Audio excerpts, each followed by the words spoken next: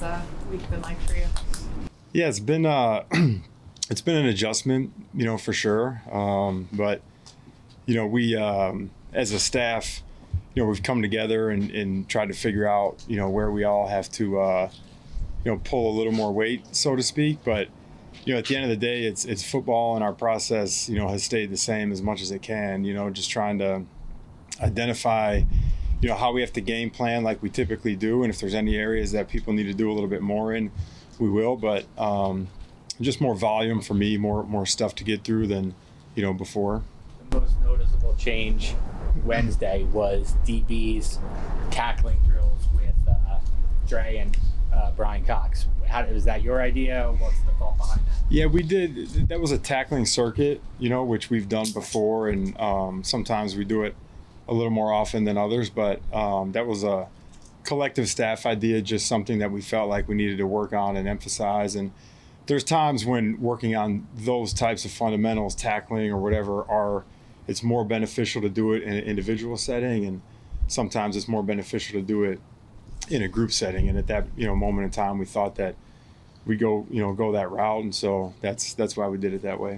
The run defense clearly has been problematic, right? Yeah. What do you you're a different eyes, different voice. Like, what do you see as the problem there? Like, what do you need to improve to fix that? Yeah, I think there's a couple areas. If you look at the big runs from the other day or any of the big runs this year, I think it's a combination of scheme. Are we getting aligned correctly, and are we getting the adjustments communicated? It's also technique and fundamentals, as well as making or missing tackles. Like one of the ones the other day, got out technically. We could have been sounder up front and had guys there to get Gibbs down and didn't make the tackle. In other areas, we didn't get a front adjusted correctly, and so it's really a couple areas, and that's as a staff we've been focusing on how can we, as best as possible, improve all of those areas. I mean, anytime you give up that many yards, it's a multifaceted thing. Going back to Monday, were you surprised at all? Just because there's guys on the staff who have been DCs before, and then what was Mike's communication like when he obviously offered you this role? Yeah, I wouldn't say my first thoughts were with Shane. And as a man, I felt for him and felt having been a part of his staff, personal responsibility and disappointment that we didn't do better for him. So that's where my initial thought was, and but Mike just communicated that he was going to go with me as the play caller moving forward, and I wasn't surprised. Having said that, we do have other guys on staff who have experience calling plays and that type of thing, and in my opinion, it could have been any of us, but I just took it as a challenge and an exciting opportunity for me, and just was excited to get rolling and do the best I could, knowing that our staff does have good coaches and they're all there to lean on, and it'll be an all hands on deck approach anyway. So that was kind of where my thoughts were at the moment. It's sometimes hard to tell just on a guy's job title on his Wikipedia page if he's called plays before. Have you called plays anywhere at any time, any games? I have not. Yeah, this will be the first time. How do you work through that, Charlie? How do you, is there a prep work for you this weekend? How are you getting ready for this opportunity? Yeah, we've done some call-up periods in practice, and we'll continue doing that, and then just watching games and going through the calls, that type of thing. But it's just, as a position coach along the way, you're always preparing for this type of moment anyway, and in games have your own thoughts of what calls you might go with, or even in game, just, suggesting it to the play caller, over the years. So, that's kind of naturally just how coaches think, but yeah, I'd say this week just kind of getting reps at, putting myself in those situations and what the moment would call for, and what the menu looks like in those moments, and then being able to make a decision in real time.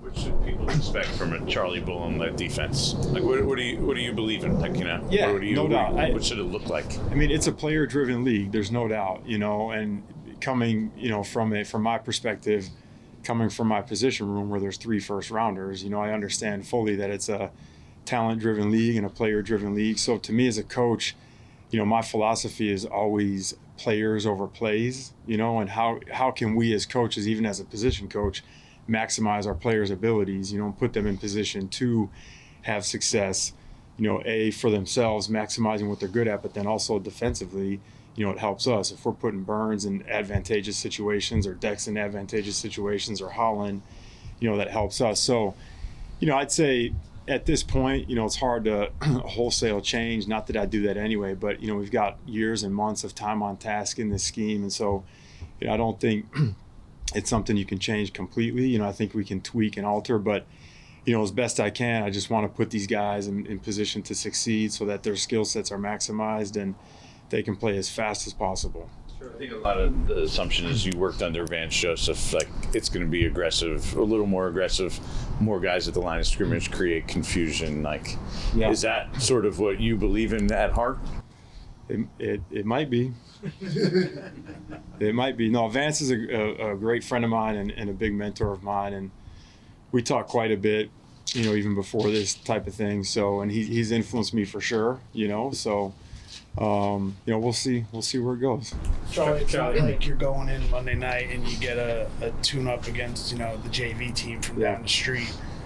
What kind of challenge does that add to this whole thing with knowing that you're going against an offense and a quarterback that's kind of humming right now?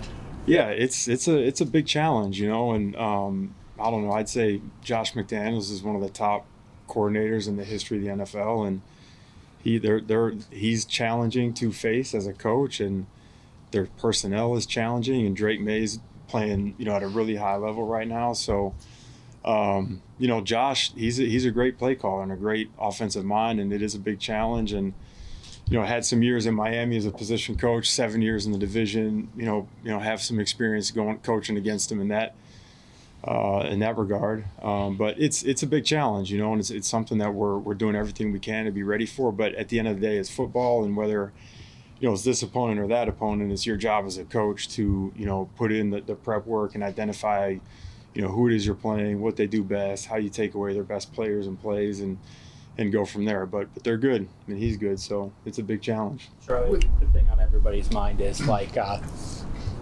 the Giants have a 7-point lead with 10 minutes left on Monday night. How are they going to close it out? So, what are your thoughts on? They're not all the same, of course. A 1-point lead isn't a 19-point lead, but on getting the fourth quarter solved. Yeah, no doubt. That's something that we have to fix. If you want to win games, you have to finish. So I think, again, going back to the run defense, anything that's not successful, you got to look at why. And there's a couple reasons why. Again, where can we schematically make sure that these guys can execute the call so that their plate is as clean as possible before the ball snaps, so they're in position, correctly aligned, and can execute. And if that's an issue, then we got to help them as coaches. And then guys got to do their job, and then when they have a chance to make a play, they've got to make it. So whether that's a little bit of all of those things or a combination of, that's what we focused on looking at this week, and that's what we'll try to address moving forward. With the way Burns has played, I'm curious, just now that you've seen him kind of progress, you mentioned before just kind of how his offseason was so impressive. With where he is now, just how impressed are you with that work paying off with how he's played this season? Yeah, very impressed, because to me, he's a guy that, is in year 7. He got paid. Naturally, someone like that could possibly take their foot off the gas, but he hasn't. And it's just a reflection of how good he wants to be and his desire to be great. And he's committed to doing whatever he has to be great. And so it's been awesome. He's a great player. His approach has been fantastic, and that's been really fun for me as a coach to be a part of and do my part in that. But at the end of the day, the players are the ones playing, and they're the ones applying their process, to their quest to be great. And he's done that. It's been awesome to see. What do you think about your first game, as a coordinator, being primetime Monday night? I think it's another game, and it's a great opportunity, but it's football at the end of the day, and you got to make the calls, and the players got to believe, and you got to make plays and execute. So just another game. How much has Mike been hands-on with you? Because he's got a lot going on his plate, and just how much is even in your room, or you guys meeting, that type of thing? I'd say about normal, a little bit more maybe, just kind of making sure that our workflow is in a good spot, but nothing over the top, about the same.